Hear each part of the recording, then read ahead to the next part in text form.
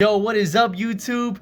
The 2020 World Series champions, your Los Angeles Dodgers. Oh my God. I want to talk about. I just want to talk about the Dodgers real quick. I don't care. I'm gonna still upload this to the channel. The Dodgers finally have done it. We finally won the World Series after 32 long years. The Dodgers are champions, man. It feels so good. I am extremely happy. It's been a long ride these last 5 to 6 years. It all started, with the big gigantic trade of Adrian Gonzalez and Hanley Ramirez all coming to the Dodgers, starting up to build this team. Then you had a guy like Yasiel Puig that sparked out of nowhere. Kershaw having an MVP year in 2014, but it just followed up with just disappointment in 2013 and 2014, and then 2015, same thing. Just the team was good. The Dodgers were great teams. They got in there. I mean, okay, maybe they weren't great teams. We had great teams later down the line, but they were good baseball teams and were expected to do something, and we could not get it done in the postseason. Kershaw had this narrative that, like a Peyton Manning, that he just couldn't get it done.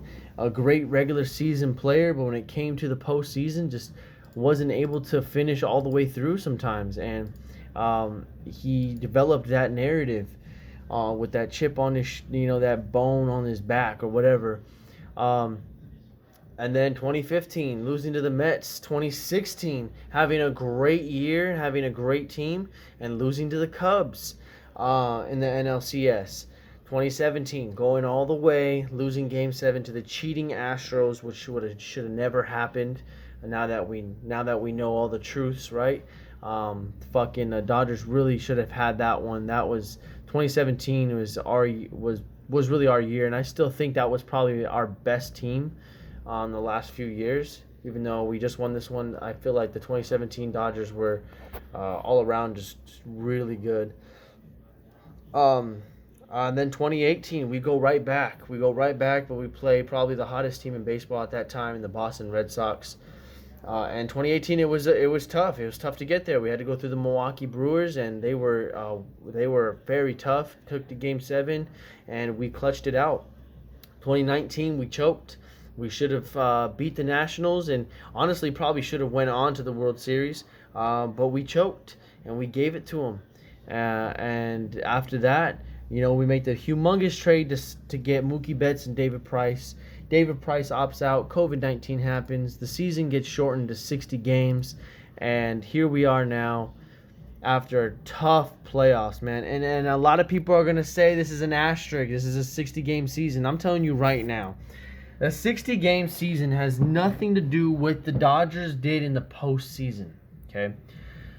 Just because there was 60 games instead of 160 games, we lost out on 100 games, right? Well, every team in the league had an opportunity to go to the playoffs. Every team had a chance like no other. They even expanded the playoffs for this season, and it's something they might do down the line. And this was probably one of the hardest and toughest postseasons to get through. You had to play a wild card. You couldn't play in your home field after that. You had to go into a bubble. We played the best teams in the conference, or in the league. Conference. In the league, you start off with the Brewers, swept them. Start off with the Padres. Well, I'll be honest, I was very scared on facing because the Padres had our number. They knew how to beat us. We played them all year long, swept their asses, and then it came down to Atlanta. And Atlanta was probably the next best team in our league, and it went 7 games because they were that good. They had a 3-1 lead on us. They were about to take us out. We were about to choke it again. The Dodgers were about to do the Dodgers, and they toughed it, and they found a way to come back and win it because this team is resilient. This team is different. It's built different.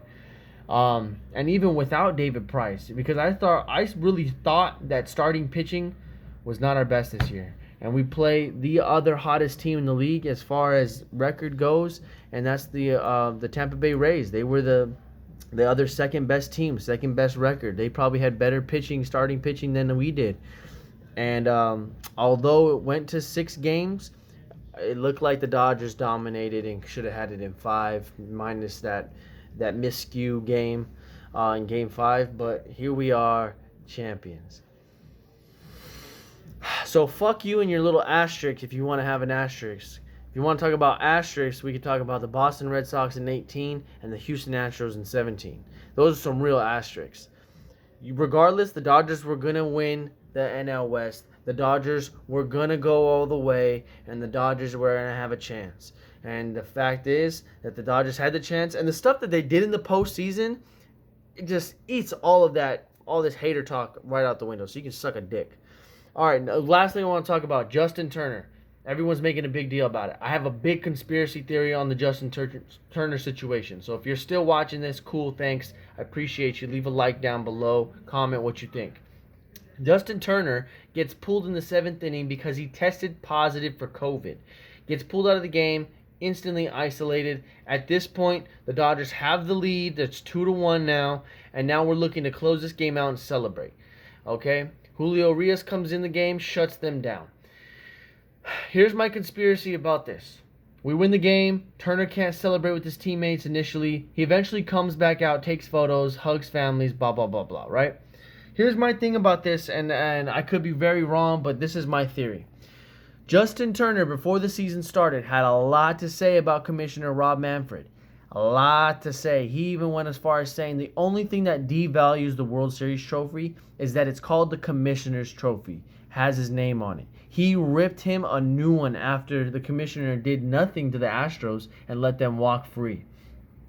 My theory is that they faked a positive COVID test to pull Turner out of the game the last minute so that he could not celebrate the initial victory with his teammates. Let me explain why real quick. Give me 2 more minutes of your time. 1, they're in a bubble. They've been in the bubble in the same spot. His girlfriend has been there for wife has been there for almost the whole time. Why is it now all of a sudden he gets tested positive? Second, they said that they were delayed in the test results. They got it in the 2nd inning. Why did it take so long to get it into the 7th inning, 6th inning that he tested positive? Why was he the only one to test positive? Are they testing? Now, I don't know if they're testing the families every day like the players. But if they did, then I'd like to know, like, okay, did anybody else test positive? Why is Turner the only one to test positive? Okay. Turner comes back out, says he feels fine, no symptoms, nothing, right? Comes back out, does his thing, celebrates. Everyone's making a huge deal about it, saying that was wrong. Which, okay, maybe, but I mean, fuck, the guy just won the World Series. He's not going to go celebrate with his teammates. Okay, so my theory is he ripped Manfred a new one. Manfred's plotted this, pull Turner out of the game, make Turner miss out on the celebration with his teammates, gets back at him for all the comments that he made. What better way to do so, right? Fucking take the celebration away from this guy. What I think will prove my theory correct is that if the test, and they should be testing the players and the parties of the families, the Rays and Dodgers, before they come back home, right? If nobody else comes back positive, then don't you think I might be right? I might be onto something. And why is it that there's been no positive tests in the last 2 months, and all of a sudden we have one positive on the very last game of the season? Interesting. Fishy. I don't know about it. I call bullshit. I think Rob Manfred is a bitch, and he wanted to be petty, and his stuttering ass decided to pull one on Justin Turner to get back at all the comments he made. Justin Turner's 35. Who knows how much longer he has left in his career? He's a free agent. What better way to get back at the player that ripped you a new one publicly by making him be pulled from the game? And because, I mean, quite frankly, they didn't make Turner stay. They didn't force him or nothing. They suggested, hey, you probably shouldn't come out to the field. And he said, I don't give a fuck, pretty much. So if you think it was that serious to the MLB, wouldn't they have forced Turner to not let him go back out on the field? I mean, that's just a thought too, no? God, there's a guy outside playing fucking trash music in his trash little beat up Honda Civic. Like, bro, you don't even have subs or system. Like, why do you have your thing so loud? Please. Anyways, that's my conspiracy theory. I don't think this is a huge deal. I think there's a very good point to this. If nobody comes back positive, and Turner was hugging everybody last night after this game, hugging everybody, and his girlfriend doesn't come back positive, because I'm sure they mac each other down before bed, then Rob Manfred screwed Justin Turner. Anyways, we're still champions, bitches. Fuck Houston Astro fans. Fuck all the cheaters. Fuck all you haters that are gonna say that it's a short season. It's a fake win. Fuck you. We still won. We'll probably win next year too. Mookie, Kershaw. Oh my God, I didn't even talk about Kershaw. Anyways, that's it. I don't want to make it too long. World Series champions, baby.